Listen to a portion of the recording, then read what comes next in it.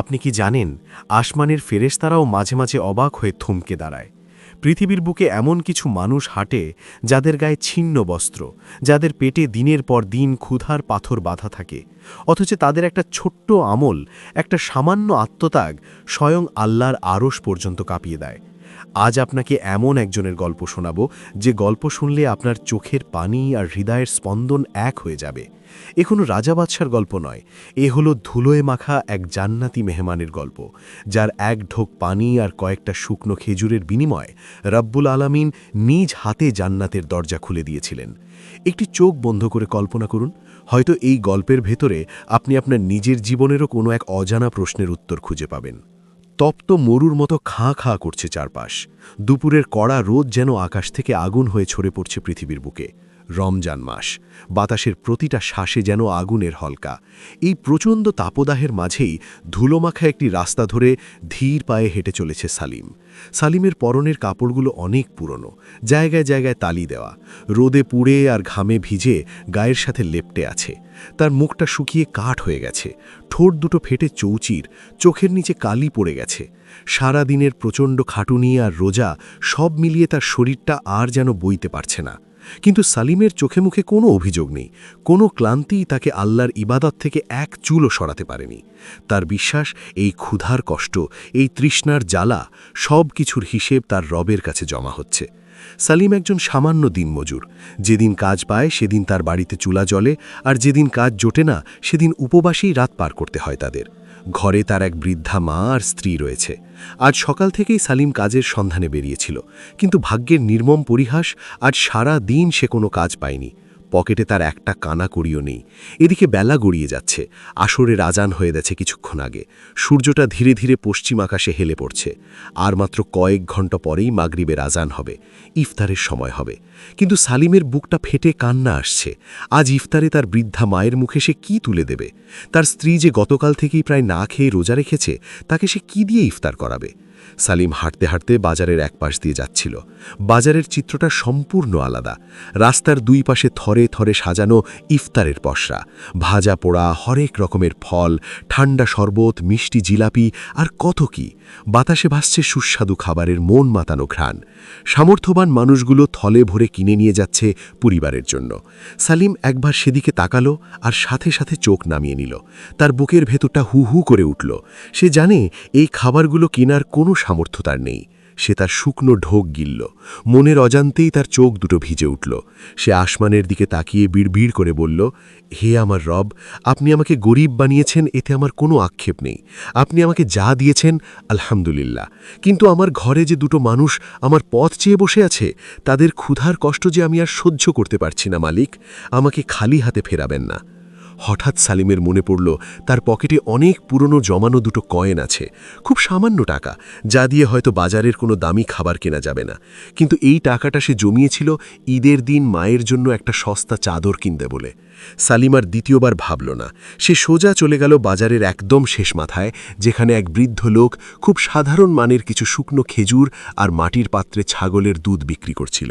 সালিম তার শেষ সম্বলটুকু দিয়ে মাত্র কয়েকটা শুকনো খেজুর আর ছোট্ট একটা পাত্রে সামান্য একটু দুধ কিনল। এই তার ইফতার। এই সামান্য খাবারটুকু বুকেই জড়িয়ে ধরল সে, যেন পৃথিবীর সবচেয়ে মূল্যবান কোনো সম্পদ সে হাতে পেয়েছে। তার মুখে একটা প্রশান্তির হাসি ফুটে উঠল। অন্তত আজ তার মা আর স্ত্রীকে শুধু পানি দিয়ে ইফতার করতে হবে না। সূর্যটা তখন দিগন্তের খুব কাছাকাছি। আকাশের রং গাঢ় লাল হতে শুরু করেছে। পাখিরা সব নিড়ে ফিরছে। চারিদিকে একটা অদ্ভুত নীরবতা, একটা পবিত্র মায়াময় পরিবেশ। সালিম দ্রুত পায়ে বাড়ির দিকে হাঁটতে শুরু করল। তার বাড়িটা গ্রামের একদম শেষ প্রান্তে, একটা ভাঙাচোরা কুঁড়েঘর। অনেকটা পথ তাকে হেঁটে যেতে হবে। সারা দিনের অনাহারে তার পা দুটো কাঁপছে, মাথাটা মাঝে মাঝেই চক্কর দিয়ে উঠছে, কিন্তু সে থামছে না। তার চোখের সামনে শুধু ভাসছে তার মায়ের হাসি মুখটা। এই খেজুর আর দুধটুকু দেখলে মা কতটা খুশি হবে, সেই দৃশ্যটা কল্পনা করতেই সালিমের শরীরের সব ক্লান্তি যেন দূর হয়ে গেল। হাঁটতে হাঁটতে সালিম গ্রামের মসজিদের কাছাকাছি এসে পৌঁছল। মসজিদের মিনার থেকে এখনই হয়তো মুয়াজ্জিনের সুমধুর কণ্ঠে ভেসে আসবে আল্লাহু আকবারের ধ্বনি। সালিম মসজিদের পাশের একটা পুরনো বটগাছের নিচে একটু দাঁড়ালো দম নেবার জন্য। তার হাতের থলেটা সে সযত্নে বুকের কাছে চেপে রেখেছে। চারিদিক নিস্তব্ধ। ঠিক সেই মুহূর্তে কোথা থেকে যেন এক অদ্ভুত শীর্ণকায় মানুষ এসে দাঁড়ালো সালিমের সামনে। মানুষটার গায়ে ছিন্ন ভিন্ন কাপড়, চুলগুলো উসখুস, সারা শরীরে ধুলোর আস্তরণ। দেখলেই বোঝা যায় মানুষটা বহু দূর থেকে সফর করে এসেছে। তার চোখ দুটো গর্তে ঢুকে গেছে, আর সেই চোখে এক সীমাহীন অসহায়ত্ব। লোকটা কাঁপা কাঁপা কণ্ঠে অত্যন্ত দুর্বল স্বরে সালিমকে ডাক দিল, ভাই, আমি একজন মুসাফির। গত 3 দিন ধরে আমার পেটে এক দানা খাবারও পড়েনি। আমি রোজা রেখেছি, কিন্তু ইফতার করার মতো এক ঢোক পানিও আমার কাছে নেই। খিদে আমার প্রাণটা যেন বেরিয়ে যাচ্ছে। আল্লাহর দোহাই লাগে, আপনার কাছে যদি সামান্য কিছু থাকে আমাকে একটু খেতে দিন। আমি আর হাঁটতে পারছি না। কথাগুলো বলতে বলতেই লোকটা ধপ করে মাটিতে বসে পড়ল। তার শরীর কাঁপছিল। সালিম থমকে গেল। তার বুকের ভেতরটা যেন মুহূর্তের জন্য স্তব্ধ হয়ে গেল। সে নিজের হাতের থলের দিকে তাকালো। এই থলের ভেতরে থাকা সামান্য কয়েকটা খেজুর আর একটু দুধই তার পরিবারের আজকের ইফতার। সারা দিনের মাথার ঘাম পায়ে ফেলা পরিশ্রম আর ঈদের চাদর কেনার জমানো টাকায় কেনা এই খাবারটুকু।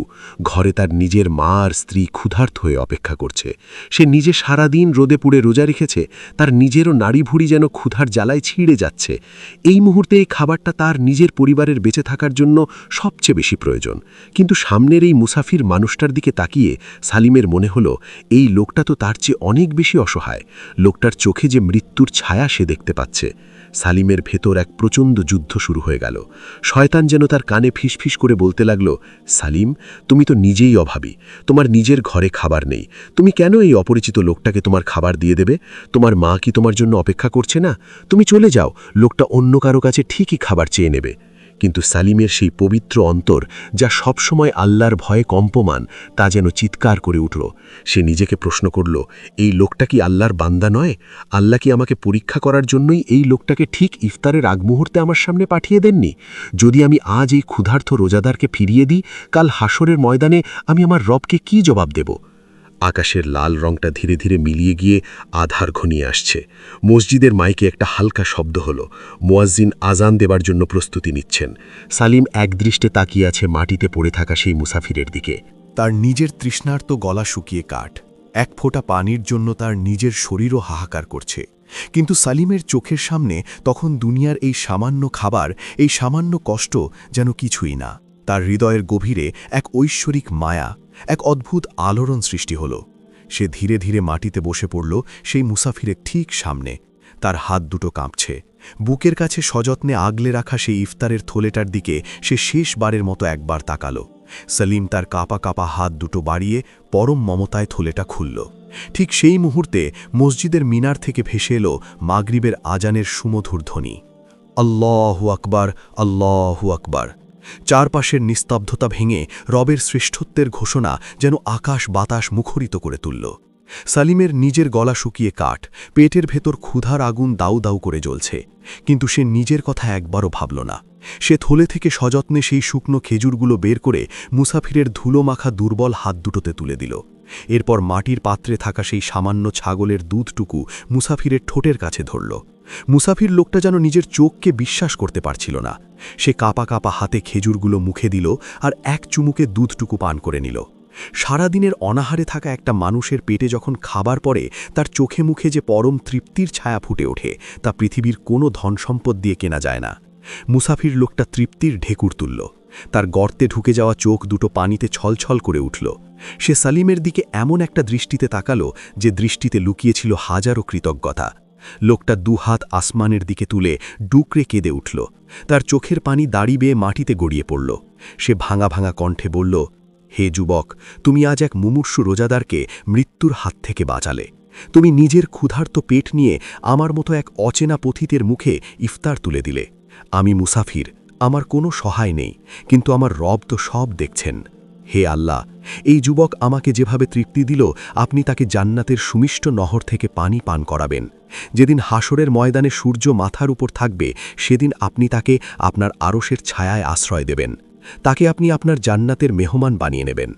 মুসাফিরের এই কথাগুলো সালিমের বুকের ভেতর এক অদ্ভুত শীতল পরশ বুলিয়ে দিল। তার মনে হল সারাদিনের সমস্ত ক্লান্তি, সমস্ত তৃষ্ণা যেন মুহূর্তের মাঝেই কোথায় হারিয়ে গেছে। তার পকেট শূন্য, হাতের থলে শূন্য, কিন্তু তার হৃদয়টা যেন পৃথিবীর সমস্ত প্রশান্তি দিয়ে ভরে গেছে। মুসাফির লোকটা ধীরে ধীরে উঠে দাঁড়ালো এবং অন্ধকারের বুক চিরে অজানা গন্তব্যে মিলিয়ে গেল। সালিম সেখানে দাঁড়িয়ে রইল কিছুক্ষণ। তারপর সে মসজিদের পাশের কুয়ো থেকে আজলা ভরে কয়েক ঢোক ঠান্ডা পানি পান করে নিজের ইফতার সম্পন্ন করল। শুধু এক ঢোক সাধারণ পানি, কিন্তু সালিমের কাছে মনে হলো এর চেয়ে সুস্বাদু পানীয় সে তার জীবনে আর কখনো পান করেনি। এবার বাড়ির পথ ধরার পালা। সালিমের পা দুটো যেন আর চলতে চাইছে না। একটা অজানা ভয় এসে তাকে ঘিরে ধরল।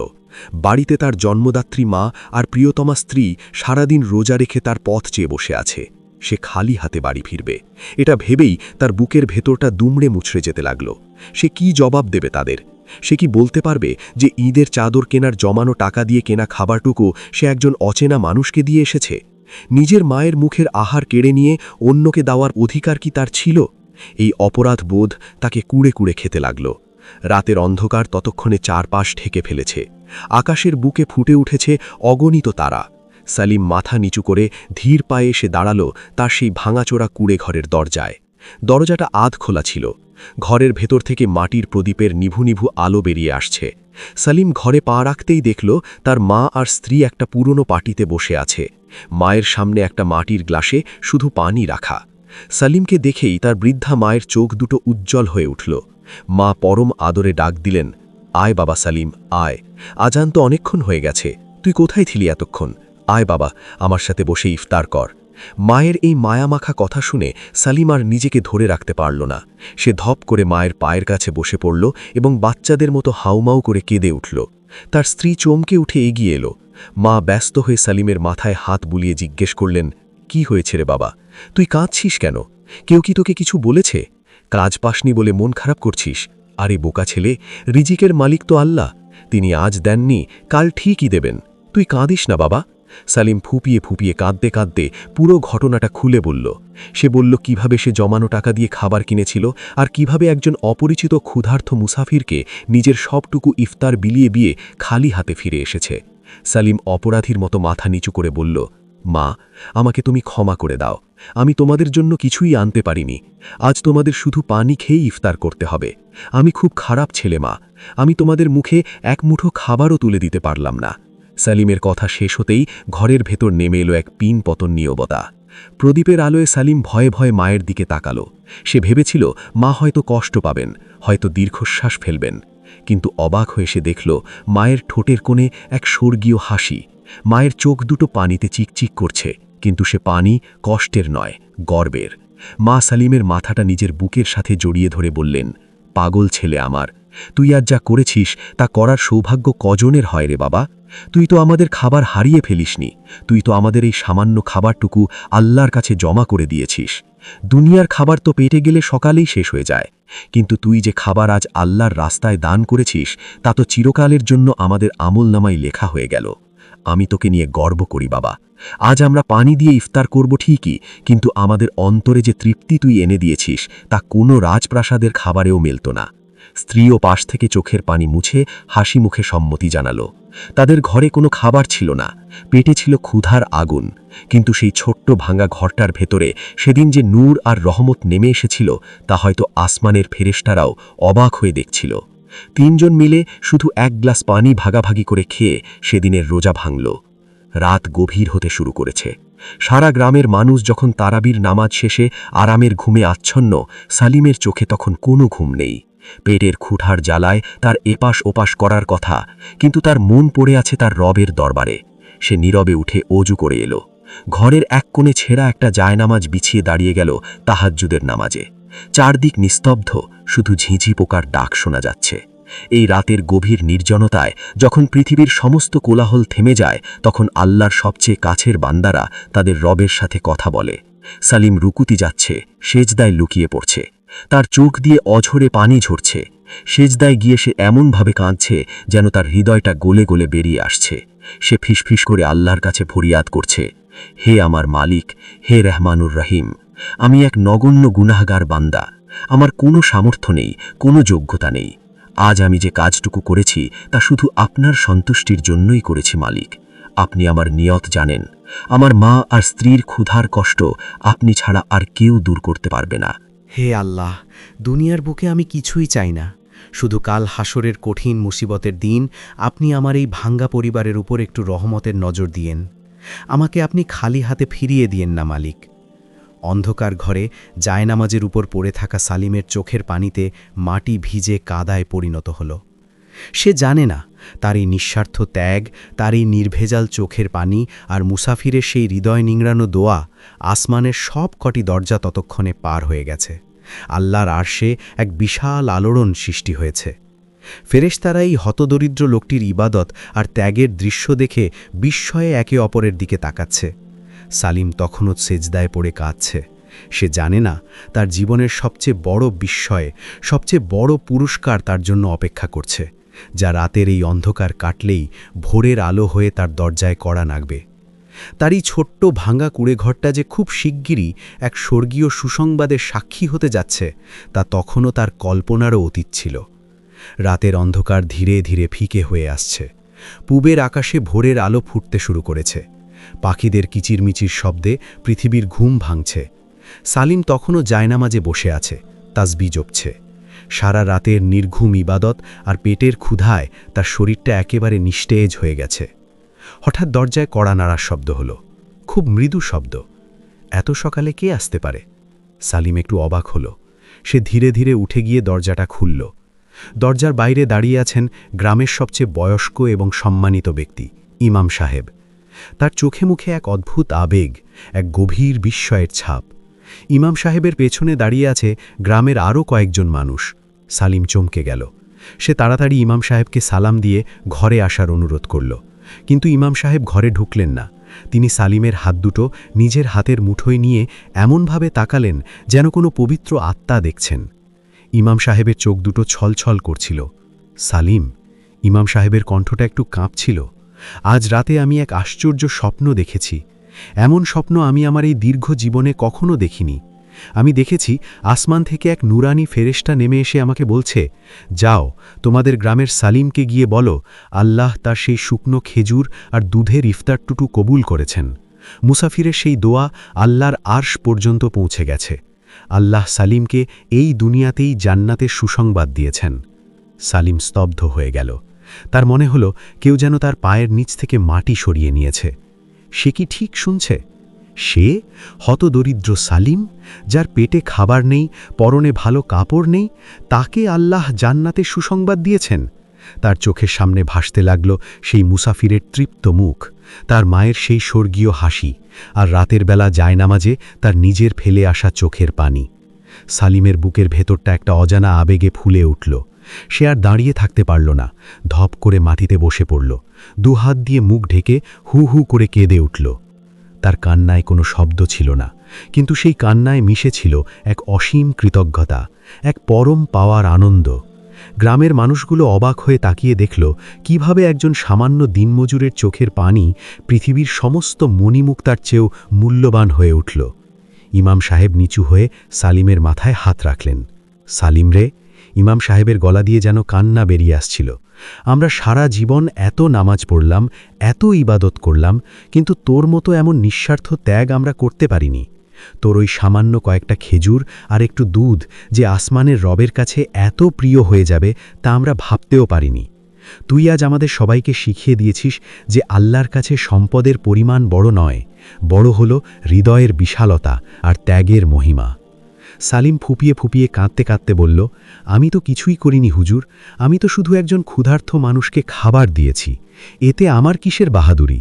আমার আল্লাহ তো অনেক দয়ালু, তিনি আমার ওই সামান্য কাজটুকুই এত বড় করে দেখেছেন। ঠিক সেই মুহূর্তে সূর্যটা পুরোপুরি উঠে গেল। ভোরের মিষ্টি আলো এসে পড়ল সালিমের মুখে। তার সেই মলিন মুখটা যেন এক অদ্ভুত নূরে ঝলমল করে উঠল। গ্রামের মানুষগুলো দেখল এক সত্যিকারের জান্নাতি মানুষ তাদের সামনে বসে আছে। সালিম চোখ মুছে আসমানের দিকে তাকালো। তার ঠোঁটের কোণে একটা প্রশান্তির হাসি ফুটে উঠল। সে জানে এই দুনিয়ার কষ্ট, এই অভাব, এই ক্ষুধা সবই ক্ষণস্থায়ী। তার আসল ঠিকানা তো সেখানে যেখানে তার রব তার জন্য অপেক্ষা করছেন। ভাই আমার, বোন আমার, একটু ভেবে দেখুন তো, আমরা তো প্রতিদিন কত কত খাবার নষ্ট করি, কত বিলাসবহুল জীবনযাপন করি আমরা। আমাদের ফ্রিজগুলো খাবারে ঠাসা থাকে, অথচ আমাদের এই পাশের বাড়ির কোনো ইয়েতিম বাচ্চা হয়তো ক্ষুধার জ্বালায় কাঁদছে। আমরা কি কখনো তাদের খোঁজ নিয়েছি?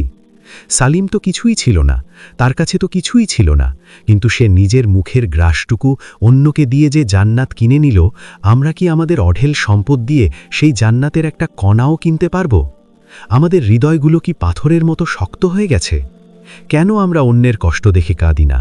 কেন আমরা আমাদের রবের কাছে একটু কেঁদে ক্ষমা চাই না? আজ যদি আপনি আপনার সম্পদের সামান্য অংশ, আপনার খাবারের সামান্য একটু অংশ কোনো ক্ষুধার্থের মুখে তুলে দেন, হয়তো কাল হাসরের ময়দানে ওই এক ঢোক পানি, ওই এক টুকরো খাবারই আপনাকে জাহান্নামের আগুন থেকে বাঁচিয়ে দেবে। হয়তো আপনার ওই ছোট্ট একটা আমলই আল্লাহর আশ কাঁপিয়ে দেবে। আসুন না ভাই, আমরাও সালিমের মতো আমাদের হৃদয়টাকে একটু বড় করি, একটু মায়া, একটু ভালোবাসা দিয়ে অন্যের পাশে দাঁড়াই।